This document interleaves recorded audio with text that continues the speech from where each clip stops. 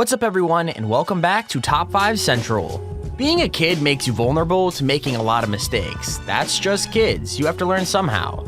Well, some kids have grown up in such horrible conditions that it's actually caused them to be sent to jail to grow up in an environment where they can't harm anyone else. So today we're looking at 10 kids who grew up in jail.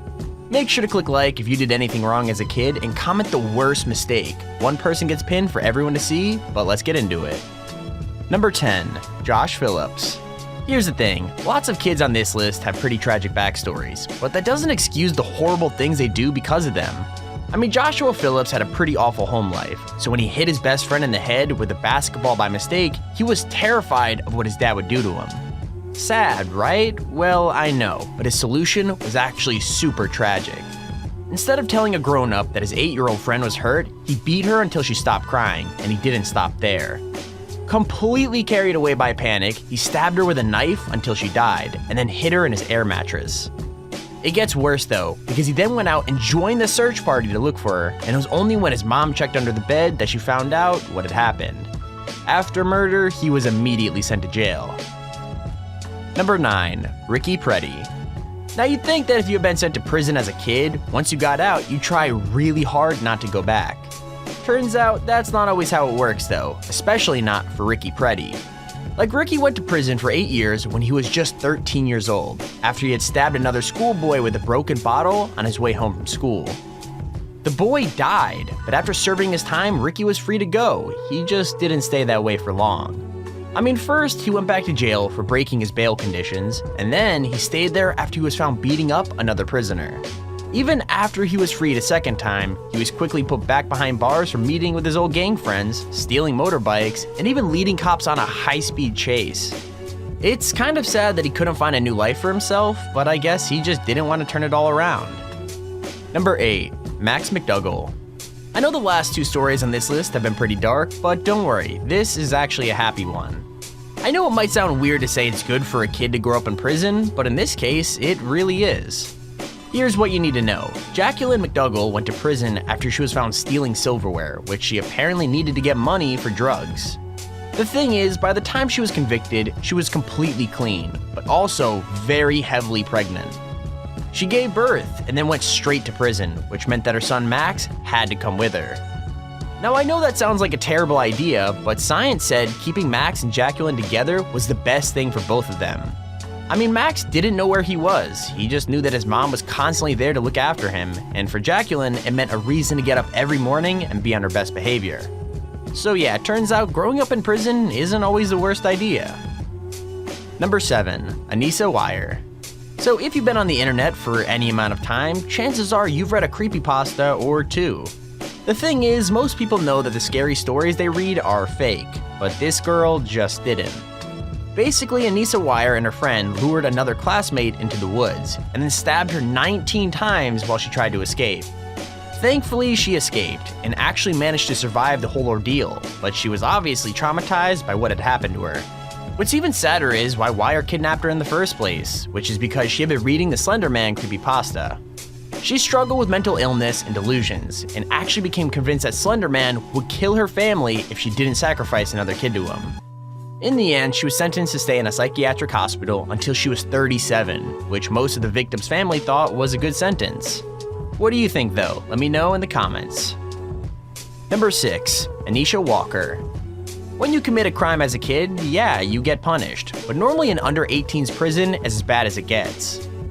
Not for Anisha Walker though, because when she was sentenced to murder and drug dealing at just 14, she was marched straight to an adult's prison. It might sound super unsafe, but Anisha had to sleep next to and eat with fully grown criminals while she was so small she could slip out of her shackles. Instead of reading like magazines and shopping at the mall, she was planting and picking vegetables outside in the fields and had no one her own age to talk to. Nobody really knows whether it was a fair decision to put her there. I mean, she did commit a serious crime. Still, she said it was good growing up so tough, so maybe it was good for her after all.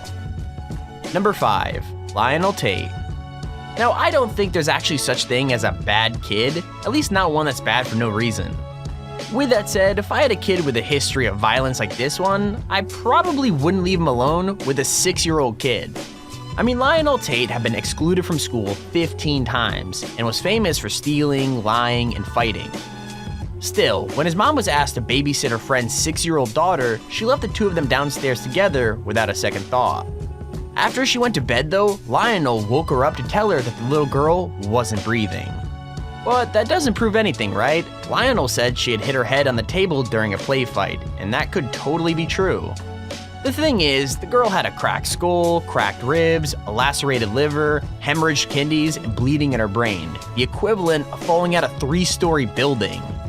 Basically, Lionel's story didn't hold up, and he became the youngest person ever to get a life sentence without parole to prove it. Number 4. Joseph Ligon. When we think about kids who committed crimes when they were younger, we don't really think about them growing up, and we definitely don't think about what growing up in prison might do to them. Someone who does think about it is Joseph Ligon, since he's one of those people who spent his whole life behind bars. Like, Joseph was sent to life in jail when he was just 16, after he helped murder 2 men with a knife. Now though, he's over 79 years old and still paying for a crime he committed before he even turned 20. If you think that seems a little unfair, he agrees with you, since mandatory life sentences for kids have since been ruled unconstitutional by the courts. Still, he can't be that eager to finally get out of jail. I mean, he refused a parole deal that would have freed him immediately, just because he wanted to be free, no strings attached. Number 3. Nate Anderson. This is another kid who's gonna have to get used to adult prison, but probably not for as long as Joseph Ligon. I mean, Nate Anderson killed his 19-year-old sister in cold blood, but he's only been sentenced to 20 years in jail, and he's eligible for parole after 10. So why did he do it? Well, the simple answer is that no one knows. Like, he totally denied it at first and said he came home after a jog to find his sister shot dead. That didn't make any sense to police, so they questioned him further, and he soon confessed to shooting her himself with the gun he had been given for target practice. Why ever he did it, he was sentenced almost immediately and told he was going to a prison for adults despite being 16. To be honest though, I just feel bad for the parents, since they basically lost both their kids at once. Number 2. Matthew Bentley. So when it comes to forgiving people like murderers, it's always a super difficult conversation, even when the murderers were just kids when they committed the crime. Sometimes though, people deserve a second chance at life, at least according to the courts. I mean, Scott Bentley was 14 when he shot a woman in a home invasion, but he didn't have the best start in life. Like, he lived in a house where his father was sleeping with his sister, and his dad also went to prison when he was just 5 years old. Obviously, that doesn't justify the murder at all, but it did make people rethink his life sentence. Still, even without the lifetime in jail, Scott still grew up behind bars, being in prison from 14 to 34. Plus, his resentencing still gave him 30 more years to complete, which isn't exactly lenient if you ask me. Number 1. Evan Miller. Speaking of kids who had a difficult childhood, this might be one of the most difficult cases to make your mind up about. I mean, on the one hand, what Evan did was completely barbaric, but on the other hand, his home life definitely helped shape him into the person he was. Like, Evan beat up a grown man with a baseball bat at just 14, then threw a sheet over him, screamed, "I am God," and set his trailer on fire. Sounds pretty irredeemable, right? Well, the judge thought so too, because he was sentenced to life in prison without the opportunity for parole. Still, Evan had tried to commit suicide 6 times before the murder, and the first time he tried to take his own life, he was just 6. Not just that, but he was in and out of foster care thanks to an abusive father and a drug-addicted mother, and the man Evan murdered was actually his own mother's drug dealer. See, that complicates things a bit, don't you think?